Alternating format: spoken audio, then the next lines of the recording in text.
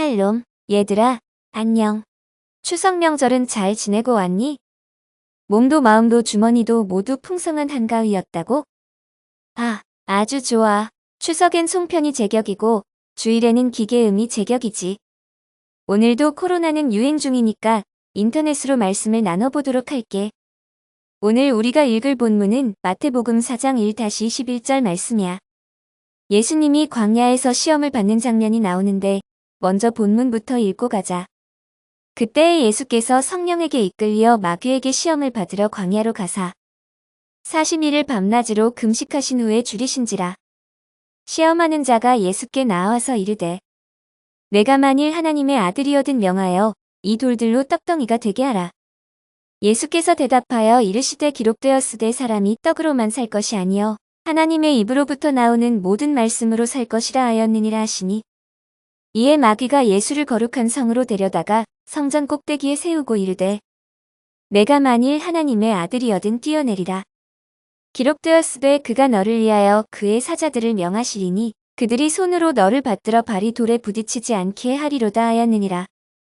예수께서 이르시되 또 기록되었으되 주 너의 하나님을 시험하지 말라 하였느니라 하시니 마귀가 또 그를 데리고 지극히 높은 산으로 가서 천하 만국과 그 영광을 보여 이르되 만일 내게 엎드려 경배하면 이 모든 것을 내게 주리라.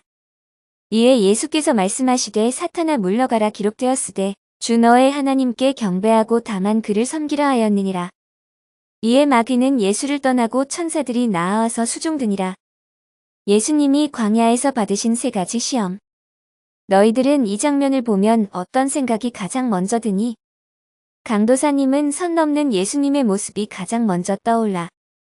시작부터 뭔 소리냐고? 말 그대로야. 예부터 사람과 하나님 사이에는 넘을 수 없는 선이 하나 있었어. 이 선은 서로 왕래할 수 없도록 그어진 선이야. 사람은 사람이어서 하나님을 완전히 이해할 수 없고 하나님은 하나님이어서 사람이 될 수 없었어.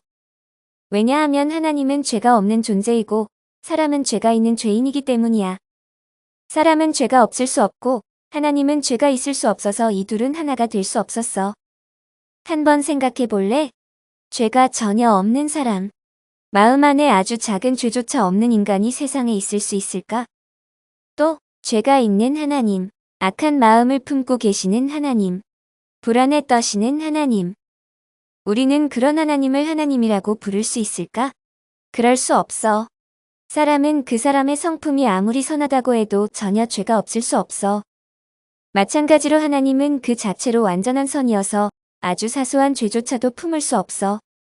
이 둘 사이에는 절대로 허물어질 수 없는 금기, 넘을 수 없는 선이 존재하는 거야. 그래서 구약의 하나님은 이 선 밖에서 인간을 향해 외치시는 거야. 때때로는 선지자를 세워 찾아가게 하시고 때로는 직접 찾아가 말씀하시기도 하셨어. 그러나 단 한 번도 인간의 몸으로 인간이 되어서 인간에게 찾아갈 수는 없었어. 왜냐하면 하나님은 죄인이 될 수 없기 때문이야. 그런데 말이야, 우리가 보고 있는 이 예수님은 사람일까? 하나님일까?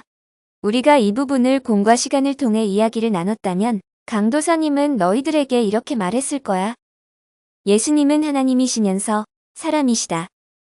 예수님은 참 사람이면서 참 하나님이시다.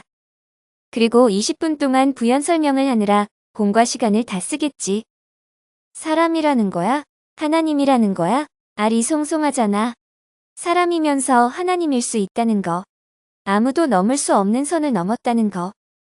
사실 교회는 이 기적을 그리스도의 신비라고 불러.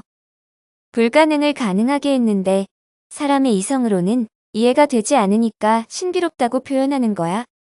무엇이 하나님을 사람이 되기까지 내려가도록 만들었을까? 바로 하나님의 사랑이야. 사랑은 불가능한 것을 가능하게 만드는 능력이야.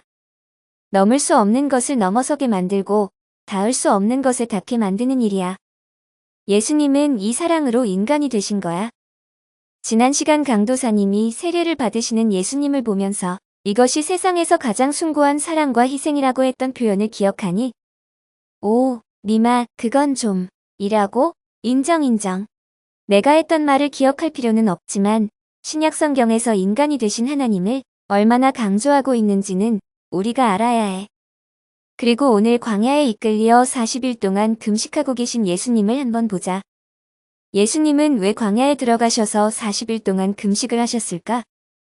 예수님이 광야에 들어가신 이유는 굶주리기 위해서가 아니야. 금식하기 위해서도 아니야. 시험을 받기 위해서도 아니야. 예수님이 광야에 들어가신 이유는 사람을 이해하기 위해서야.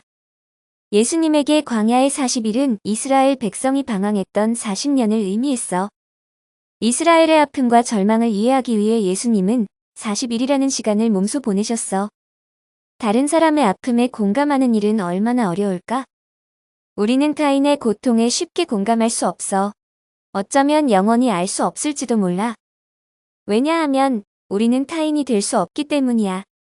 그래서 내가 아닌 다른 사람이 겪고 있는 아픔과 고통, 슬픔과 외로움, 불안과 방황에 대해 상상만 할 수 있을 뿐이지. 내가 직접 그 사람이 되어서 그 사람의 고통을 겪어볼 수 없어. 나와 타인, 그러니까 나와 다른 사람 사이에도 넘을 수 없는 선이 존재한다는 거야. 그런데 말이야, 예수님은 그 선조차도 넘기를 바라셨어. 사람의 아픔과 고통을 경험하기 위해 광야에 들어가신 거지. 굶주리는 40일의 시간 동안 예수님은 이스라엘의 40년 광야 길을 묵상하신 거야. 단지 인간의 고통을 구경하거나 동정하지 않으시고 인간이 되어 그 고통을 온몸으로 받으시는 거야. 하나님은 말로만 우리를 사랑하지 않고 정말로 온몸을 다해 사랑하셔. 너희들은 이 놀라운 예수님의 사랑, 예수님의 애씀이 느껴지니?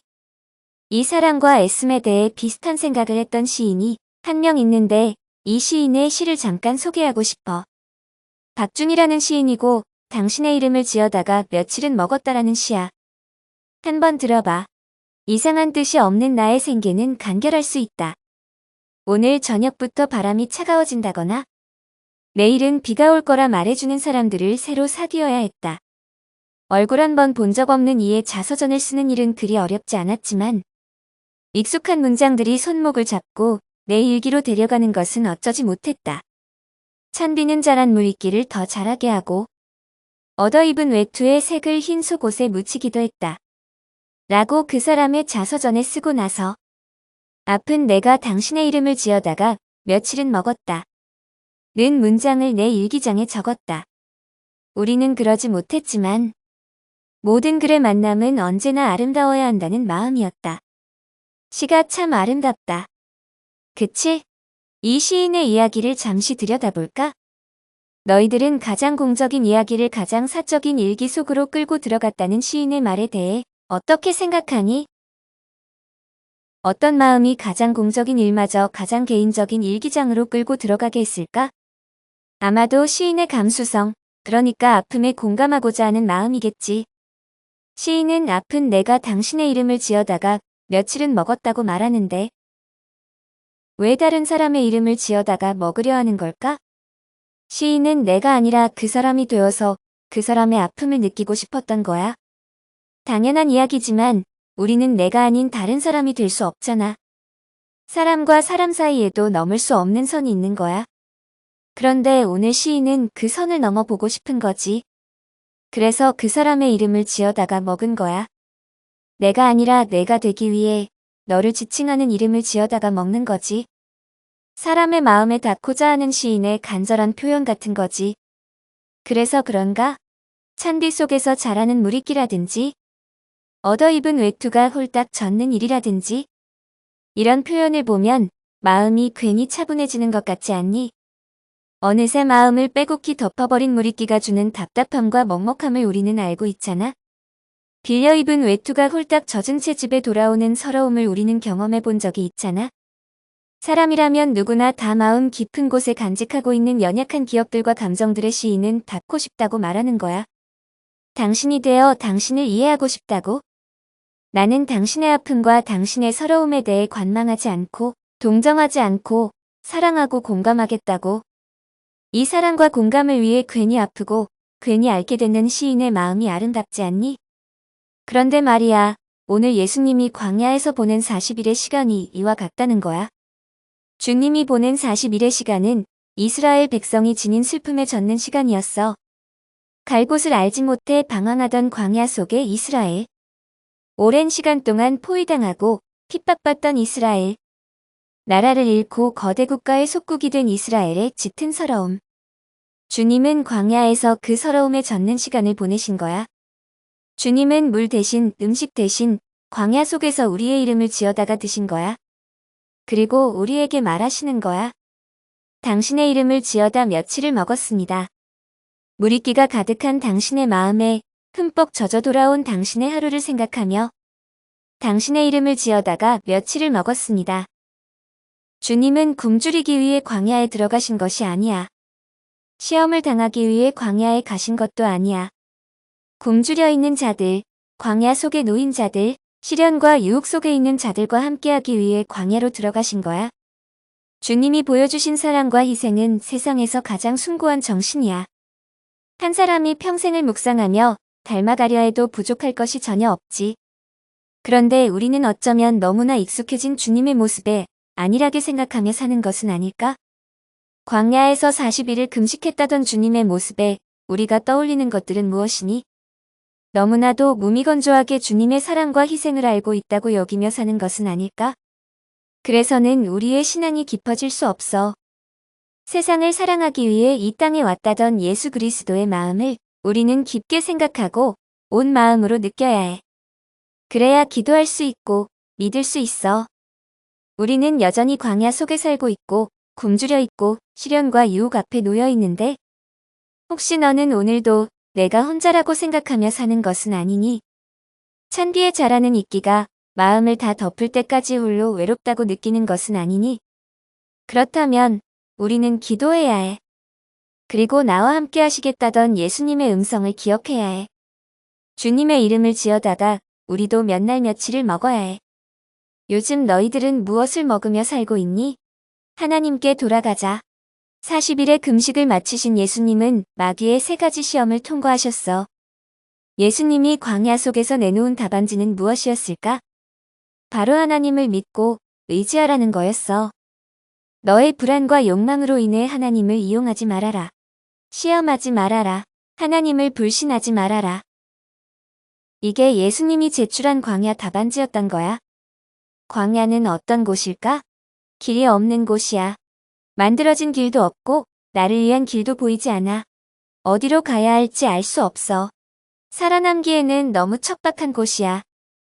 하나님이 없다면 모든 게 막막하고 불안한 환경이 광야야. 그리고 예수님은 이 광야에서 살아남아 말씀하시는 거야. 하나님만이 우리의 구원이시다. 하나님은 우리의 구름 기둥이고 불기둥이다. 그 옛날 출애굽한 이스라엘 백성에게 불기둥, 구름 기둥이 그들의 길이었던 것처럼 오늘 우리의 길도 하나님의 말씀에 있다는 거야. 하나님이신 예수님이 우리에게 오셔서까지 보여주고 하고 싶은 말이 있었어. 하나님을 끝까지 신뢰하라는 거야. 비록 오늘 내가 광야에 있어서 갈 바를 알지 못하다고 할지라도 내 마음에 물이끼가 가득 덮여서 빛 한 줄기도 들어오지 않는다고 할지라도 믿어라. 하나님만이 내 삶의 구원이다. 하나님의 약속만이 내가 신뢰할 길이다. 너희들이 진정으로 믿고 신뢰하는 길과 구원은 무엇이니? 성경은 내가 오늘 광야 속에 있을지라도 하나님을 의심하지 말고 시험하지 말라고 하시는데 너희들은 예수님의 말씀처럼 하나님을 신뢰하며 살고 있니? 오늘은 예수님이 광야에서 보내신 40일의 시간과 마귀의 시험을 통과한 예수님의 뜻에 대해 말씀을 나누어 봤어. 이번 한 주간 너희들의 삶은 좀 어땠니? 문득 혼자라고 느껴질 땐 나와 함께하기 위해 광야로 가신 예수님을 생각해보는 것은 어떨까? 주어진 환경이 불안하고 나를 낙담하게 만들고 있다고 생각된다면 여전히 우리 삶의 참된 왕이신 예수님을 생각해보자. 우리도 주님의 이름을 지어다가 몇 날 며칠을 먹으면서 살자. 학교에서, 학원에서, 친구들과 가족들과 모든 곳에서 하나님과 예수님의 사랑을 묵상해보자. 그럼 다음 주에 만나자 제발. 비읍비읍.